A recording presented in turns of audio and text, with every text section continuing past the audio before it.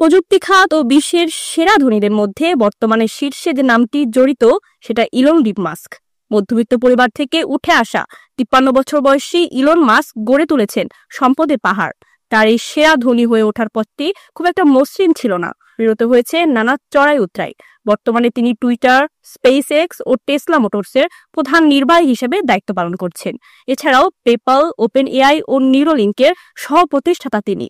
অফিসের খাটে ঘুমানো সেই তরুণ যুবকটি কিভাবে প্রযুক্তির খাতে একজন সফল উদ্যোক্তা হলেন এবং তারকা বনে গেলেন, সেটাই বিস্তারিত দেখুন এসকে টুটুলের রিপোর্টে। এ যেন ভাঙা খাটে শুয়ে লাখ টাকার স্বপ্ন। ক্যারিয়ারের শুরুতে ইলন তার জমানো অর্থ দিয়ে ভাই কিম্বল ও একজন বিনিয়োগকারীকে নিয়ে ওয়েব সফটওয়্যার সংস্থা জিপ2 প্রতিষ্ঠা করেছিলেন।